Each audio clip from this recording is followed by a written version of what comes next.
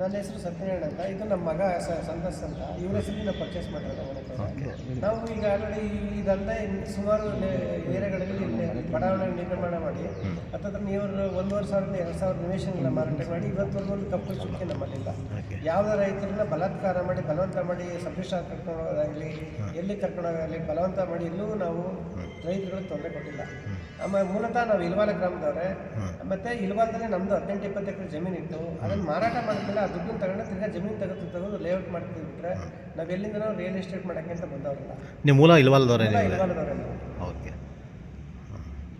ಅಂದರೆ ನೀವು ಬಿಲ್ಡರಾಗಿ ಕೆಲಸ ಮಾಡ್ತಾಯಿದ್ದೀರಾ? ಈಗ ನಂದು ಸದ್ಯಕ್ಕೆ ಫ್ಯಾಕ್ಟ್ರಿ ಇದೆ, ಇಂಡಸ್ಟ್ರಿನೂ ಇದೆ. ಇಂಡಸ್ಟ್ರಿ ಜೊತೆಗೆ ಈ ವ್ಯವಹಾರಗಳನ್ನು ನಮ್ಮ ಏನು ಮಾಡ್ತಾಯಿದ್ದೀರಿ? ದುಡ್ಡು ಬಂತಂತೇಳಿ okay okay okay.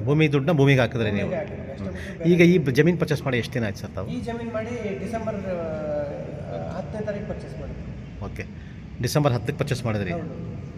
Last December ಅಲ್ಲಿವರೆಗೂ 5 ಜನ 4 ಜನ ಕೈ ಬದಲಾಗಿದೆ. ಓಕೆ ಸರ್, ಈಗ 4 ಕೈ ಬದಲಾಗಿದೆ ಅಂತಂದರೆ ಅವ್ರಿಗೆ ಯಾರು ಏನೂ ತೊಂದರೆ ಕೊಟ್ಟಿಲ್ಲ, ನಿಮಗೆ ಮಾತ್ರ ತೊಂದರೆ ಕೊಟ್ಟಿಲ್ಲ. ನಿಮಗೆ ತೊಂದರೆ ಕೊಡೋ ಉದ್ದೇಶ ಅಲ್ಲಿ ಯಾರು ನಿಮ್ಗೆ ಆಗದೆ ಇದ್ದಾರೆ? ಅಲ್ಲಿ ಅವ್ರ ಹೆಸರು ಏನಂತ ವಿಜಯ್ ಕುಮಾರ್ ಅಂದ್ಬಿಟ್ಟು ಅವ್ರುಗಳಿಗೆ ಸಪೋರ್ಟ್ ಮಾಡಿ ರೈತರುಗಳಿಗೆ ನಿಮ್ಮದು ಸೈನ್ ಹಾಕಿಲ್ಲ, ನಿಮ್ಗೆ ಅಕ್ಕಿದೆ ಅಂತೇಳಿ ಅವರು ವಿಜಯ್ ಕುಮಾರ್ ಅನ್ನೋರು ನಮಗೆ ಅವ್ರಿಗೆಲ್ಲ ಎತ್ತು ಕೊಡ್ತಾ ಇದ್ದಾರೆ ಅಂತ ಸುದ್ದಿ. ಊರಿನವರೇ ನನಗವ್ರೆ. ನಾನು ಅದೇ ಊರು ಬಿಟ್ಟು ಬೆಳೆದವರು, ಹಾಗಾಗಿ ಊರಿನವರೇ ಅವರು. ಮಾರ್ಚ್ 1976ರಲ್ಲಿ ಬೈರೇಗೌಡ ಅನ್ನೋರು ಜಮೀನನ್ನು ಕಾರ್ಯಪ್ಪ ಅನ್ನೋರಿಗೆ ಸೇರಿಗೆ ಅಗ್ರಿಮೆಂಟ್ ಮಾಡ್ತಾರೆ. ಮಾಡಿಬಿಟ್ಟು ಏನು ಮಾಡ್ತಾರೆ, ಅದಾದ 3 ತಿಂಗಳಿಗೆ ಅವರು 3 ತಿಂಗಳ ಒಳಗಡೆ ಅವರು ಸತ್ತೋಯ್ತಾರೆ.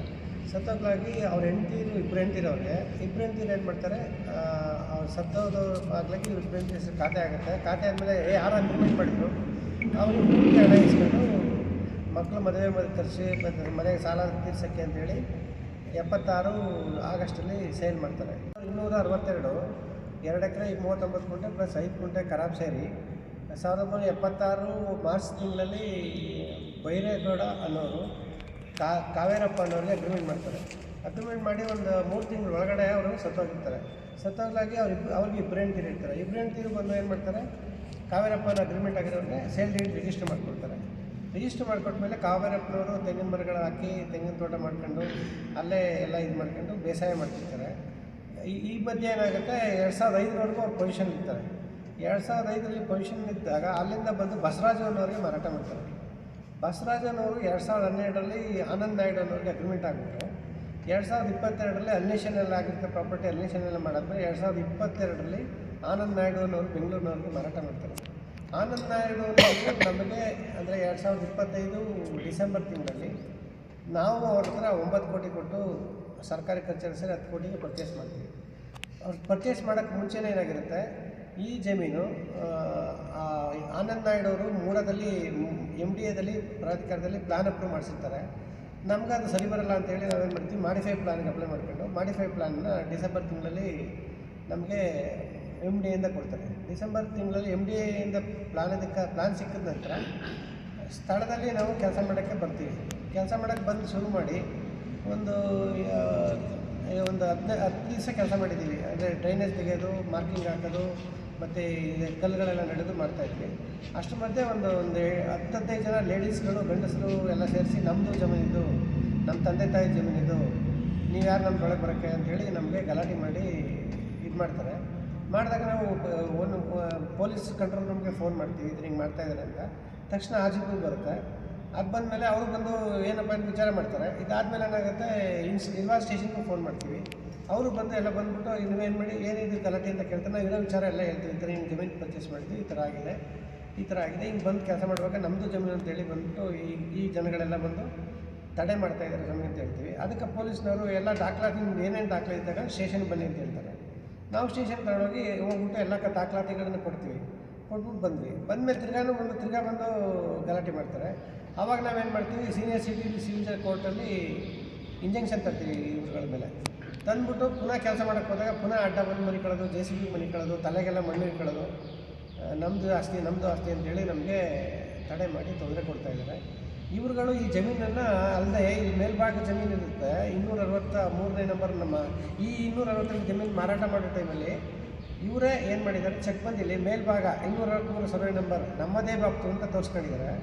ಆ ಜಮೀನನ್ನು ಕೂಡ 1990ನಲ್ಲಿ ಮಾರಾಟ ಮಾಡಿದ್ದಾರೆ. ಮಾಡುವಾಗ ಈ ಜಮೀನನ್ನು ಪೂರ್ವಕ್ಕೆ ಅಂತೇಳಿ ಕಾಶಿಯಪ್ಪನವ್ರ ಜಮೀನು ಅಂತೇಳಿ ಚೆಕ್ ಬಂದಿಲ್ಲಿ ತೋರಿಸಿದ್ದಾರೆ.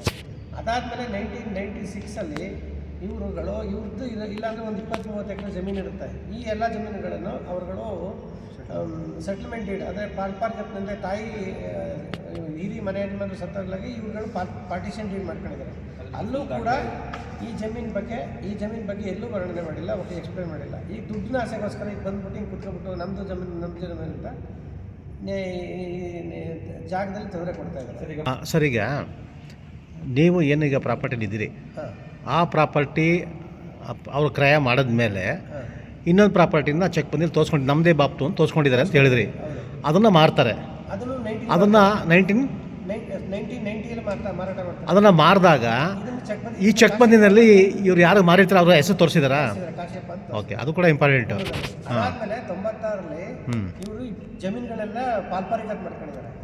ಈ ಜಮೀನು ನಂಬರ್ ಇಲ್ಲ, ಇದ್ದಿದ್ರೆ ಇರಬೇಕಿತ್ತು, ಉಳಿಕೆ ಜಮೀನಾಗಿದೆ ಅಂತ ಉಳಿಬೇಕು. ಇಷ್ಟು ಮೂಲ ದಾಖಲಾತಿಗಳು. ಇದನ್ನೆಲ್ಲ ನಾವು ಕೋರ್ಟಿಗೆ ಪ್ರೊಡ್ಯೂಸ್ ಮಾಡಿ ಕೋರ್ಟಿಂದ ಇಂಜೆಕ್ಷನ್ ಕೊಟ್ಟಿದ್ದಾರೆ, ಇವ್ರು ಬರಬಾರ್ದು, ಒಳಗೆ ಬರಬಾರ್ದು ಅಂತ. ಆ ಇಂಜೆಕ್ಷನ್ ಇದ್ರೂ ಕೂಡ ಬಂದು ನಮಗೆ ದಬ್ಬಾಳಿಕೆ ಮಾಡಿ ನಮ್ಮನ್ನೇ ಆಚೆಗೆ ಓಡಿಸೋದಕ್ಕೆ ಪ್ರಯತ್ನ ಪಡ್ತಿದ್ದಾರೆ.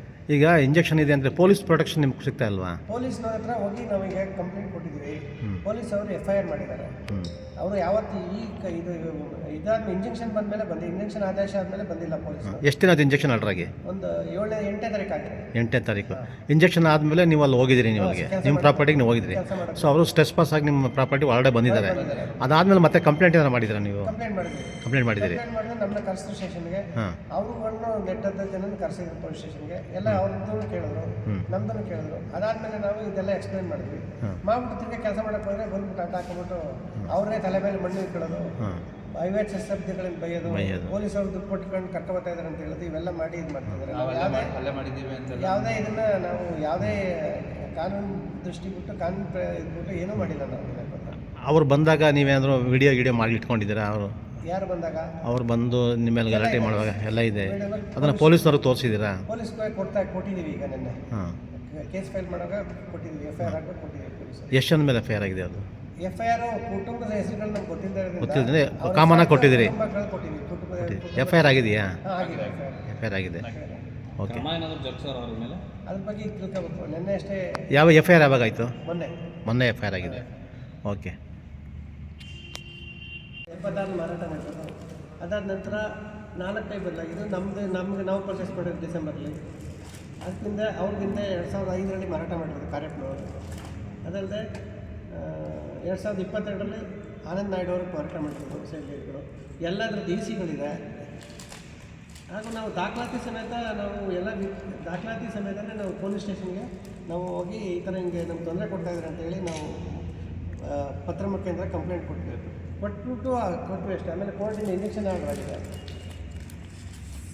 ಇದು ಇಂಜೆಕ್ಷನ್ ಆರ್ಡ್ರು ಅವ್ರ ಹೆಸರುಗಳು ಮಾಡಿ ಇಂಜೆಕ್ಷನ್ ಮಾಡಿದ್ದಾರೆ. ಇದಲ್ಲದೆ ನಾವು ಈ ಜಮೀನು ತಗೊಳ್ಳೋಕ್ಕೆ ಮುಂಚೆನೇ ಸಾರ್ವಜನಿಕ ಪೇಪರ್ಗಳಿಗೆ, ಮುಖ್ಯವಾಗಿ ಆನಂದನ, ಮೈಸೂರು ಮಿತ್ರ, ಸ್ಟಾರ್ ಆಫ್ ಮೈಸೂರು 3 ಪೇಪರ್ಗಳಿಗೆ ನಾವು ಜಮೀನಿಗೆ ತಗೊಳ್ತಾ ಇದ್ದೀವಿ. ಯಾರ್ದು ಅಬ್ಜೆಕ್ಷನ್ ಇದೆ ಅಂತ ಸುಮಾರು ದಿವಸಗಳಿಂದನೇ ನಾವು ಪೇಪರ್ಲ್ಲಿ ಹಾಕಿದ್ವಿ. ನಮ್ಗೆ ಯಾವುದೇ ಅಬ್ಜೆಕ್ಷನ್ಗಳು ಬಂದಿರಲಿಲ್ಲ ತಗೊಳ್ಳೋದಕ್ಕೆ ಮುಂಚೆ. ಅವ್ರು ಹೇಳಂಗೆ ದಬ್ಬಾಳಿಕೆ ಮಾಡಿ ಆಗಲಿ ಯಾರೇ ಆಗಲಿ ತಗೊಂಡಿದ್ದಾರೆ ಅಂತ ಹೇಳೋದಕ್ಕೆ ದಾಖಲೆ ಆಧಾರಗಳಿಲ್ಲ. ಆಮೇಲೆ ಎರಡನೇದಾಗಿ ಏನಾಗಿದೆ, ಪೊಲೀಸ್ ಅವರು ನಮಗೆ ಯಾವುದೇ ಥರದ ಸಪೋರ್ಟ್ ಕೊಡ್ತೀನಿ ಅನ್ನೋದಾಗಲಿ ಏನೂ ಹೇಳಿಲ್ಲ. ಕಾನೂನು ಪ್ರಕಾರ ದಾಖಲೆ ತನ್ನಿ ಅಂದರು, ದಾಖಲೆ ತೋರಿಸಿದ್ವಿ, ಕಂಪ್ಲೇಂಟ್ ಕೊಟ್ಟು ಬಂದ್ವಿ. ಬಂದಮೇಲೆ ಪುನಃ ಬಂದು ಅಟ್ಯಾಕ್ ಮಾಡೋಕ್ಕೆ ಬಂದು ತಕ್ಷಣ ಪೊಲೀಸ್ಗೆ ಫೋನ್ ಮಾಡಿದ್ವಿ. ಪೊಲೀಸರು ಬಂದು ಅವ್ರನ್ನೂ ದಾಖಲಾತಿ ಏನಂತ ಕೇಳಿದ್ರು, ನಾವು ಎಲ್ಲ ದಾಖಲಾತಿ ಕೇಳಿದ್ವಿ. ಬನ್ನಿ ಸ್ಟೇಷನ್ಗೆ ಅಂದರು. ಅಷ್ಟು ಮಾತ್ರ ಪೊಲೀಸವ್ರ ಪಾತ್ರ ಇದ್ರಲ್ಲಿ ಏನೂ ಇಲ್ಲ ಹಂಗನಕೊಂಡ್ರೆ. ಜೊತೆಗೆ ನಾವು ಸ್ಥಳೀಯ ವ್ಯಕ್ತಿಗಳೇ, ಸ್ಥಳೀಯದಲ್ಲೇ ಇದ್ದವ್ರೆ, ಸ್ಥಳೀಯದಲ್ಲಿ ಈಗಲೂ ಇರೋರೆ ಹಂಗನಕೊಂಡ್ರೆ. ಆ ಕಾರಣದಿಂದ ಹೊರಗಡೆಯಿಂದ ಬಂದು ಏನೋ ಮಾಡ್ತಿದ್ದೀವಿ ಅನ್ನೋ ಪ್ರಶ್ನೆ ಬರೋದಿಲ್ಲ. ಗೊತ್ತಿದ್ದು ತಗೊಂಡಿದ್ದಾರೆ ಅಂತ ಹೇಳ್ತಾರೆ. ಬಟ್ ಕಾನೂನು ಪ್ರಕಾರ 2 ವರ್ಷಗಳ ಹಿಂದೆಯೇ ನಾನು ಪೇಪರ್ಗೆ ಹಾಕ್ಸಿದ್ದೆ, ಯಾವ್ದು ಅಬ್ಜೆಕ್ಷನ್ ಇದೆ, ಇಂಥ ಜಮೀನು ತಗೋತಾ ಇದ್ದೀನಿ ಅಂತೇಳಿ 3 ನ್ಯೂಸ್ ಪೇಪರ್ಗಳಲ್ಲಿ ಹಾಕಿದ್ವಿ ನನಗೆ.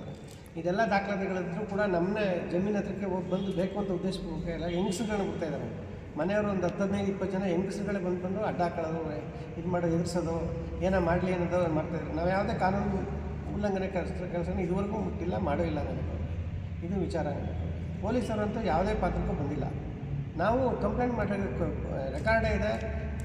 ತೊಂದರೆ ಕೊಡ್ತಿದ್ದಾರೆ ಅಂತ ಬಂದ ತಕ್ಷಣ ರೆಕಾರ್ಡ್ ಇದೆ ಬಂದರು 2 ಸಲ ಪೊಲೀಸು ಬಂದಿತ್ತು 2 ಪೊಲೀಸು ಬಂದಿದ್ರು ಅನ್ನೋಕ್ಕೆ ಹೋದರೆ ಬಂದ್ಬಿಟ್ಟು ಅವ್ರು ಬಂದು ವಿಚಾರಣೆ ಮಾಡಿದ್ರು ಇರೋದ್ರನ್ನ ಹೇಳಿದ್ವಿ ಅವನು ಎಲ್ಲ ಸ್ಟೇಷನ್ ಬನ್ನಿ ಅಂದರು ನಾವು ಸ್ಟೇಷನ್ಗೆ ಹೋದ್ವಿ ಅವ್ರು ಬಂದರೆ ಏನೋ ನಮ್ಗೆ ಗೊತ್ತಿಲ್ಲ ಅದು ವಿಚಾರ 6ಅಲ್ಲಿ ಅವ್ರಗಳ ಜಮೀನು ಬಾಕಿ ಇದ್ದ ಜಮೀನುಗಳೆಲ್ಲ ಪಾಲ್ಪಾರಿಕತ್ ಮಾಡ್ಕೊಂಡಿದ್ದಾರೆ ಅವ್ರ ಜಮೀನೆಲ್ಲ ಇದಾಗಿರ್ತಾರೆ ಈ ಜಮೀನು ತೋರಿಸ್ಬೇಕಾಗಿತ್ತು ಅನ್ನೋಕ್ಕೆ ಹೋದರೆ ಆಮೇಲೆ 90ರಲ್ಲಿ ಮಾರಾಟ ಮಾಡುವಾಗ ಇವುಗಳೆಲ್ಲ ಸೈನ್ ಹಾಕಿದ್ದಾರೆ ಈ ಪೂರ್ವಕ್ಕೆ ಅಂದ್ಬಿಟ್ಟು ಕಾಶ್ಯಪ್ಪನವ್ರ ಜಮೀನು ಅಂತ ಚೆಕ್ ಬಂದಿಲ್ಲೂ ತೋರಿಸಿದ್ದಾರೆ ಇವ್ರದ್ದೇ ಜಮೀನು ಆಗಿದ್ರೆ ಕಾಶ್ಯಪ್ಪನ ಜಮೀನು ಅಂತ ಇವ್ರು ಯಾಕೆ ತೋರಿಸ್ತಾ ಇದ್ರು ಸೊ ಕಾಶ್ಯಪ್ಪರು ಅವರಿಂದ ಕ್ರಯ ಪಡೆದ ವ್ಯಕ್ತಿ 76 ಪರ್ಚೇಸ್ ಮಾಡಿದ್ರು 91 ಇವ್ರು ಬೇರೆ ಜಮೀನು ಮಾರುವಾಗ ಏನಾಗಿದೆ ಚೆಕ್ ಬಂದಿಲ್ಲೂ ತೋರಿಸಿದ್ದಾರೆ ಕಾಶ್ಯಪ್ಪನವ್ರ ಜಮೀನು ಅಂತ ತೋರಿಸಿದ್ದಾರೆ.